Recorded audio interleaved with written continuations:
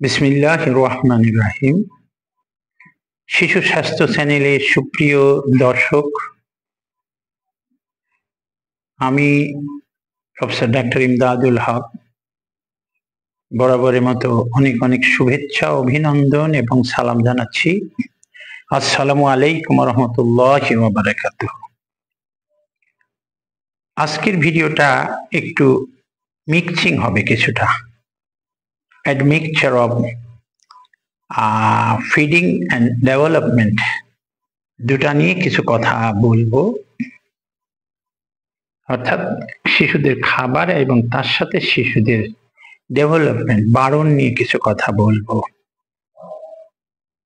এরপর যদি সময় থাকে, যদি ভিডিওটা, তাইলে হয়তো আর কিছু যোগ করব।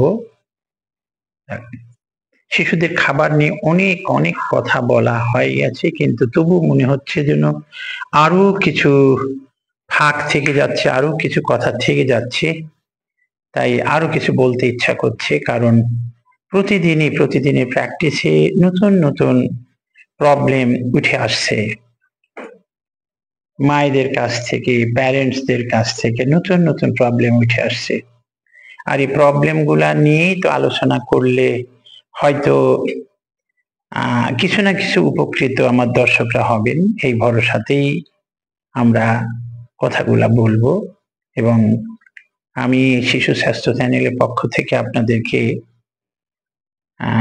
অনুরোধ রাখবো, আমাদের চ্যানেলটা একই নামে, যদিও আমাদের ফেসবুক পেজ আছে শিশু স্বাস্থ্য।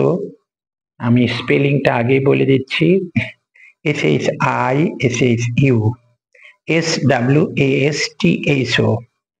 আমি আবার বলছি, SHISHUSWASTHO, শিশু স্বাস্থ্য। আমাদের এই চ্যানেল এবং পেজটাকে আপনারা সাবস্ক্রাইব করেন, ফলো দিন, আরো বেশি বেশি মানুষ দেখার সুযোগ পাক, বেশি বেশি কমেন্ট আসুক। আপনাদের সুচিন্তিত মতামত আমাদের চলার পথটা অনেক এগিয়ে নিয়ে যাবে, এবং আরো নতুন নতুন তথ্য নিয়ে আসার চেষ্টা করব।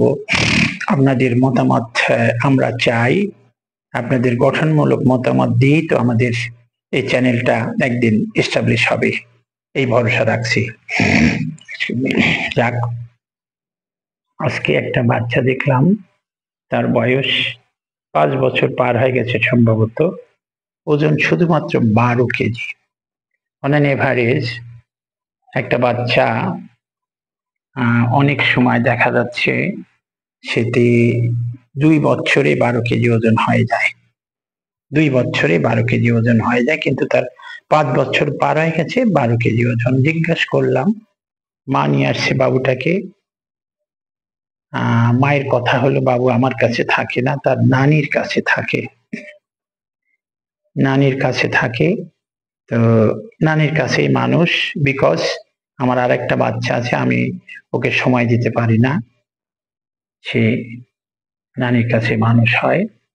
খাবার প্রশ্ন যখন আসছে, তখন একই কথা, ওইটা ছাড়া আর খায় না। তার মানে ওইটা বলতেই বাইরের খাবার, চানাচুর, বিস্কুট, চিপস, চাটনি, জুস, কেক, এগুলা বাচ্চা ঘুম থেকে উঠেই যদি ড্রিঙ্কস দেন, কোকো কোলা দেন, কোক দেন, সেটাই খায় বসে থাকবে। কিন্তু ডাল ভাত, মাছ বা ডিম বা রুটি, খিচুড়ি কিছুই তাদের চায় না। এমনই নেশা, এই কেক আর বিস্কিট বসে খাবে। আর কেকটা, হাজারো রকমের কেক বাইরে এখন পাওয়া যায়। মা বাবা কেকটা নরম জিনিস ভাবে, জিনিসটা খাওয়াইলে বুঝি আমার বাচ্চা সুস্থ থাকবে, ভালো থাকবে, এই জন্য খাওয়াচ্ছে। খাওয়ায় বাড়ির তৈরি খাবারের প্রতি তার অনীহা তৈরি হয়ে গেছে। বাড়ির তৈরি কোনো খাবার, ফ্যামিলি ফুড বলতে সে কিছুই চেনে না, কিছু খায়ও না। আরো আরেকটা প্রবলেম দেখেন, ওকে একটু কথা বলছি, তার অ্যালার্জি আছে শরীরে, আবার সে গোটা শরীরে, গোটা হাতে মেহেদি, যেটা কিনতে পাওয়া যায়, রং যেটা টিউবে পাওয়া যায়, যেটা মেহেদি না, জাস্ট কালারিং একটা ম্যাটেরিয়াল, কালারিং কেমিক্যাল, সেটা দিয়ে হাত রঙানো। আমি একটা কথা বলতেই সে কিন্তু খেপে গেল, এবং যাই হোক, মায়ের কোল থেকে নেমে আসছে, আমাকে মারবে, একবার পা উঁচু করছে। একেই বলবো আর্লি চাইল্ডহুড ডেভেলপমেন্ট। সে যে পরিবেশে তৈরি হয়েছে এই পরিবেশটাই তাকে তৈরি করে দিয়ে দিছে। এরকমই অনেক বাচ্চা, আমরা অনেক সময় বাচ্চাদের কয়েক রকম পাই। একরকম ভেরি শাই ফিল করে, তারা আমাদের কাছে আসতে চায় না। আরেকজন ভয় করে, কান্নাকাটি করে, দুইটা কারণে। একটা হলো শাই ফিল করে, আর একটা কান্নাকাটি ভয় পায়। 2 নম্বর হলো নর্মাল, তার সাথে কথা বললে সে বলবে, এজ ইউজুয়াল, নর্মাল, এভারেজ। আর একটা হলো হাইপার অ্যাক্টিভ, দৌড় দিয়ে এসে প্যাডের পাতা টান দিবে, বেলটা টিপ দিবে টেবিলের উপর, স্ট্রেচারটা টান দিয়ে ধরবে। কিছুটা হলো হাইপার অ্যাক্টিভ। 3 রকম বাচ্চা। এই হাইপার অ্যাক্টিভ আছে এবং এটা ব্যাড ওয়েতে, তার মুখ থেকে অনেক স্ল্যাং ল্যাঙ্গুয়েজ বের হচ্ছিল, আমি শোনার ইচ্ছা করলাম না, ইচ্ছা করলে শোনা যেত। তো early childhood development first 5 years এর মধ্যে যে জায়গায় ডেভেলপ হয়, সেই ডেভেলপমেন্ট অনুযায়ী সে কিন্তু তৈরি হয়ে যায়। তার শরীর মন সবকিছু ওইভাবেই তৈরি হয়ে যায়। সে বলবে, কি বলবে, সে যেখানে লেখাপড়া করুক না কেন, হয়তো টিচাররা যে খেয়াল করে নাই, সে এইরকম ভাষা বা এইরকম কথাবার্তা তার মুখ থেকে বের হবেই। এবং যাক, সে কথা মা তাকে, আমি দেখলাম, কিছু ইনভেস্টিগেশন দিলাম, মাকে বুঝাই বললাম, দেখেন বাচ্চা মায়ের কাছ ছাড়া অন্য কোথাও মানুষ হোক এটা আমি চাই না, আর বাচ্চারাও মানুষ হতে চায় না। মাকে কি কিন্তু সে আগলে ধরে আছে, মাকে ছাড়েনি, বুকের মধ্যে, মায়ের বুকের মধ্যে আছে। হয়তো অনেকদিন পর মাকে পেয়েছে, মাকে পাওয়ার আনন্দ তার আলাদাই। মাকে ছাড়তে চাচ্ছে না, ছোটটা আসতে দিচ্ছে না, ছোটটা বাবা নিয়ে চলে গেল। তো মাকে বললাম অন্তত প্রতিদিন সকালে 1 ঘন্টা, বিকালে 1 ঘন্টা বাচ্চাকে নিয়ে বসতে হয়, কোনটা ভালো কোনটা খারাপ শেখাবেন, আল্লাহর ভয় দেখাবেন। মুসলমান মানুষ যেহেতু, আল্লাহর ভয় দেখাবেন, এটা ভালো এটা খারাপ, এটা করলে এটা ক্ষতি হবে, এটা করলে আল্লাহ এই এই শাস্তি দিবে, এটা করলে এই এই উপকার পাওয়া যাবে, এই এই রিওয়ার্ড পাওয়া যাবে।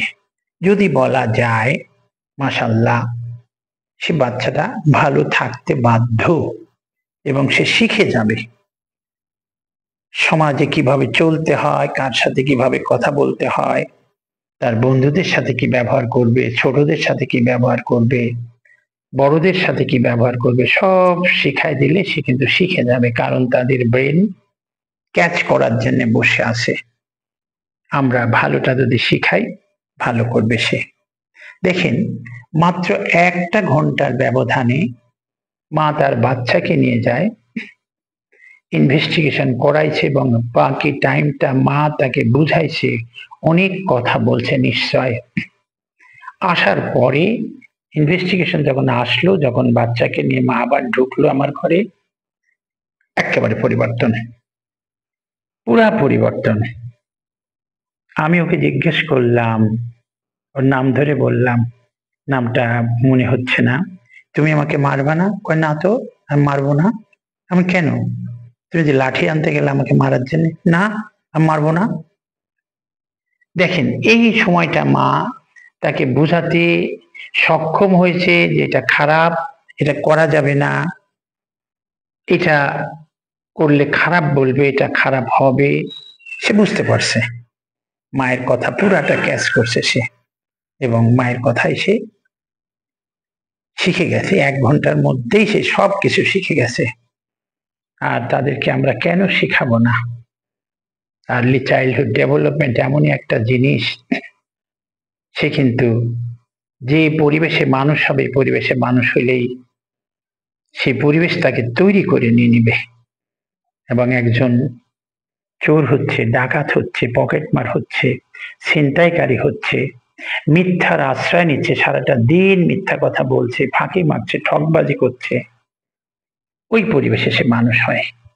আর একজন দেখা যাচ্ছে অত্যন্ত সৎ প্রকৃতির লোক, মানুষের ভালো চাচ্ছে, মানুষের সাথে ভালো আচরণ করছে এবং ভালো লেখাপড়া করছে, ভালো মানুষ হচ্ছে, তো মাশাআল্লাহ, চেষ্টা করলে অবশ্যই ভালো তৈরি করতে পারবো আমরা। তাই আমরা বলি, আমি যখন কাজ করতাম, মেডিকেল কলেজে প্রফেসর ছিলাম, স্টুডেন্টদের একটা কথাই বলতাম, ভালো ডাক্তার হওয়ার পাশাপাশি ভালো মানুষ হও। আমাদের দেশে অনেক কিছু আছে, অনেক আছে, কল্পনা করতে পারি না। কিন্তু আমাদের দেশে একটা জিনিসের অভাব, সেই জিনিসটা হলো ভালো মানুষ। আমরা ভালো মানুষ তৈরি করতে পারবো ইনশাআল্লাহ। যদি আমরা চেষ্টা করি, আমাদের ছেলেদেরকে আমরা ভালো মানুষ হিসেবে তৈরি করতে পারবো। আর ভালো মানুষ হিসেবে তৈরি হলেই আমাদের জাতি একটা ভালো জাতি তৈরি হবে।